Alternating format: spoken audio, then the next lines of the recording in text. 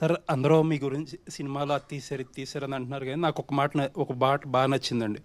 ఒక చిన్న కాంట్రవర్సీ వచ్చినప్పుడు యూజువల్లీ అండర్ ప్లే చేస్తే అందరూ మర్చిపోతారు అనే యాటిట్యూడ్ ఎక్కువ ఉంటుంది మన ఇండస్ట్రీలో. బట్ మీరు ఓన్ చేసుకుని దానికి అపాలజీ చెప్పారు కదా, అది నిజంగా చాలా బాగా నచ్చిందండి. చాలా తక్కువ మంది డైరెక్టర్లు డేర్ చేస్తారు. Thank you sir. పైగా ఇష్యూ కూడా అలాంటిది. నాకైతే ఆ ఒక్కటే నచ్చలేదు sir. Thank you sir. Thank you sir. కారణం ఏంటంటే ఒక పాత్ర ఒకలాగా ప్రవర్తిస్తుంది అనేది అది దర్శకుడు ఊహ.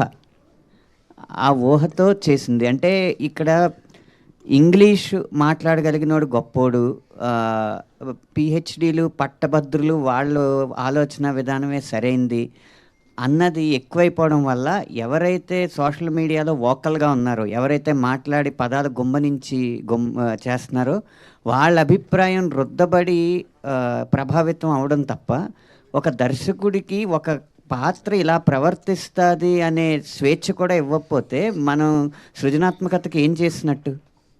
ఇప్పుడు అంటే అదేంటది వైటల్ అట్రాక్షన్, లేకపోతే హార్మోనల్ రియాక్షన్స్, ఇలాంటి పెద్ద పెద్ద పదాలు వాడితేనేమో చాలా ఈస్థెటిక్గా తీసినట్టు ఆసమ్మ అంటారు.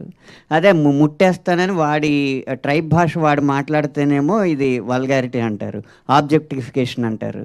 ఇవన్నీ చేస్తే ఇంక సృజనాత్మకతను తొక్కినట్టేనండి ఆ విషయంలో.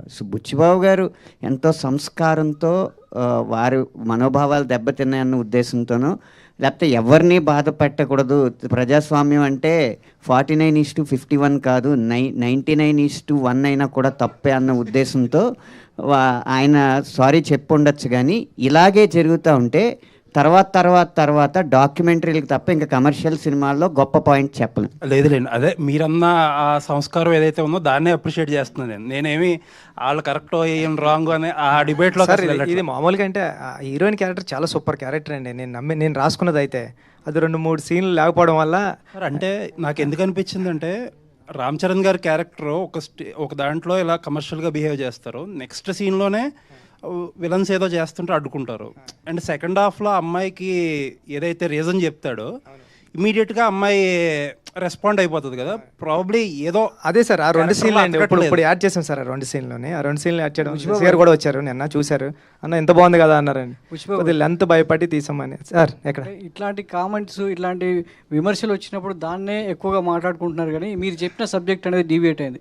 సో క్రీడాకారుల కోసం తీసింది, దేశం క్రీడాకారులను ప్రోత్సహించాలి, ఒకప్పుడు ఇలా ఉండేది ఇప్పుడు మారింది అనే సబ్జెక్టు డైవర్ట్ అయిపోవడం ఒక దర్శకుడిగా మీకు ఎలాంటి ఫీల్ కలిగించింది? లోటు గురయ్యారు సార్ అంటే డైవర్ట్ అవుతున్నప్పుడు?